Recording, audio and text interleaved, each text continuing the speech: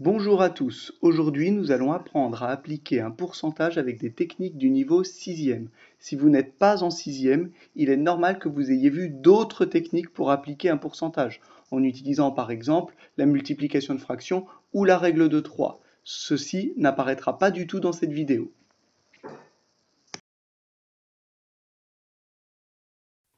Dans ce premier exercice, nous voyons que nous avons 230 personnes. Et l'énoncé nous dit que 40% de ce groupe pratique régulièrement une activité sportive. La question est combien de personnes pratiquent alors régulièrement une activité sportive dans ce groupe? Pour commencer, il faut définir ce 40%. Qu'est-ce que ce 40% signifie? Eh bien, comme tout pourcentage, un pourcentage, c'est une proportion donnée sur un total de 100. Ça veut dire quoi? Ça veut dire que 40%, ça veut dire 40 sur un total de 100. Voilà ce que veut dire exactement 40%. 40% signifie 40 sur un total de 100. Mais comme c'est un peu long à dire, il y a une notation plus courte pour dire 40 sur un total de 100, c'est 40%. Cela signifie donc que 40 personnes, puisque nous sommes dans un énoncé qui parle de personnes, 40 personnes sur 100 pratiquent une activité sportive. On va ainsi pouvoir faire un tableau de proportionnalité. Hop. Donc très simple. Ici, nous allons écrire total. Et ici, nous allons écrire personne sportive. Nous voyons, grâce à ce qui est écrit en bleu au-dessus, que 40 personnes sont sportives sur un total de 100. Donc on va écrire 40 sur un total de 100. Ça, c'est donné par le 40%. Ensuite, nous allons compléter notre tableau avec les données de l'énoncé dans un groupe de 230 personnes. Alors 230 personnes, est-ce que c'est la totalité du groupe ou est-ce que ce sont les personnes sportives? C'est la totalité du groupe. Donc c'est un total, 230. Il ne nous reste plus maintenant qu'à compléter le tableau de proportionnalité. Alors, comme nous sommes sur un niveau 6e, nous allons déterminer le coefficient de proportionnalité. Pour ce faire, nous allons, comme d'habitude, compléter cette opération à trous, donc ce qui signifie que 40 fois quelque chose égale 100. Et pour trouver le nombre manquant dans cette multiplication à trous, il suffit de faire 100 divisé par 40. Et 100 divisé par 40, ça peut très bien se faire de tête, mais sinon on utilise la calculatrice et ça fait 2,5. Donc ici, multiplié par 2,5. Et nous avons le coefficient de ce côté-là, qui est la bulle qui est divisée par 2,5. Hein. C'est le sens contraire de la bulle précédente. Donc la bulle de gauche est le sens contraire de la bulle de droite. Donc on va prendre l'opération contraire. Et l'opération contraire du multiplier, c'est le diviser. Il ne nous reste plus maintenant qu'à déterminer notre nombre manquant, là le point d'interrogation. Eh bien il suffit juste de faire 230 divisé par 2,5. Hein. Nous cherchons le nombre d'en haut, donc nous prenons le chemin qui monte, c'est-à-dire la division. On utilise la calculatrice pour faire ce calcul et nous obtenons 92. Donc nous avons donc 92 personnes sportives dans ce groupe de 230 personnes.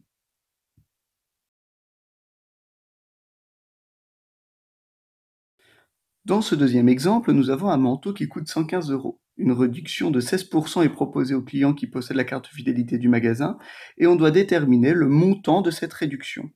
Nous avons encore une fois un pourcentage ici, donc nous allons le traduire.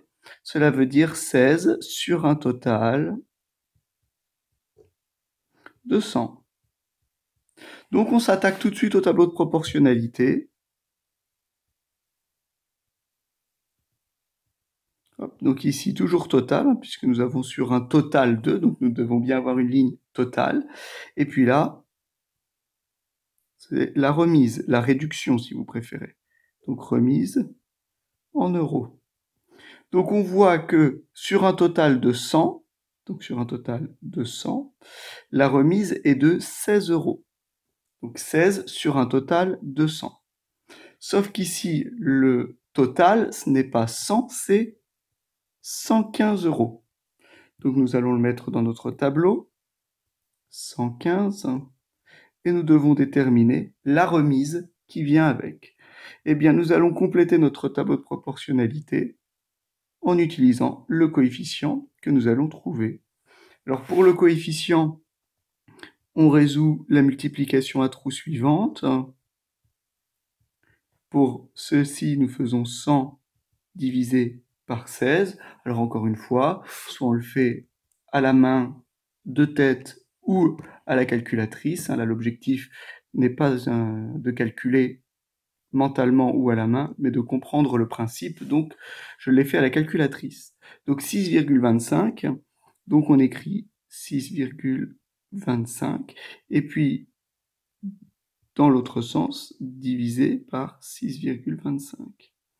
OK ? Et bien maintenant, il ne reste plus qu'à effectuer le calcul qui permet de trouver le point d'interrogation. Nous voulons monter, donc nous utilisons le chemin montant, donc la division. 115 divisé par 6,25. Donc là, on le fait à la calculatrice aussi. Et nous obtenons 18,4. Donc la réduction est de 18,40 €. 18,4 €. Et voilà.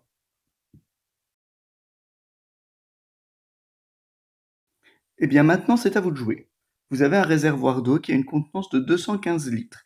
Il est rempli à 32% et vous devez déterminer le volume d'eau qu'il contient en litres.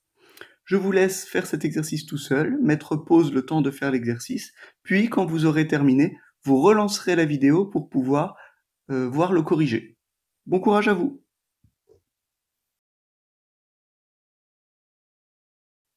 Nous revoici pour la correction de cet exercice. Nous avons 32%. 32%, nous pouvons tout de suite l'interpréter comme 32 pour un total de 100. Quand je regarde mon exercice, je vois que mon exercice parle de litres. Donc cela va signifier 32 litres pour un total de 100 litres. Donc je peux tout de suite commencer mon tableau de proportionnalité avec volume d'eau, donc en litres, et puis ici le total, la fameuse ligne totale, qui est indispensable quand on fait des pourcentages. Eh bien, je commence par compléter ma première colonne avec les informations données par le pourcentage. Donc 32 litres pour un total de 100 litres. Eh bien, 32 litres pour un total de 100 litres.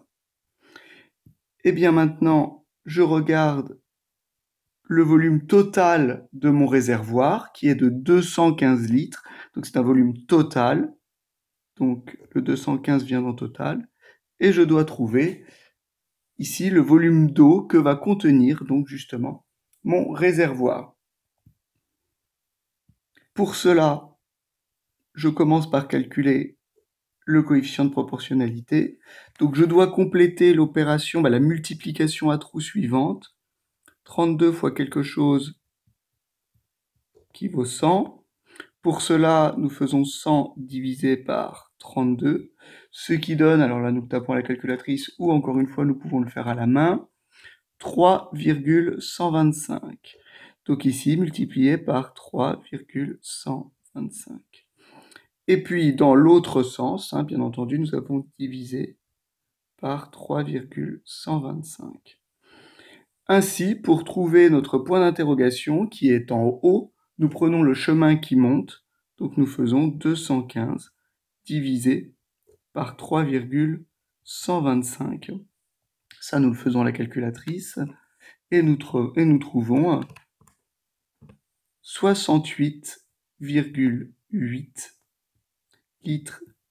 Donc la réponse à la question, c'est bien 68,8 litres, le volume d'eau qui est contenu dans notre réservoir. Et bien voilà, vous savez tout sur comment appliquer un pourcentage. Tout cela n'a plus de secret pour vous. Je vous dis donc à bientôt.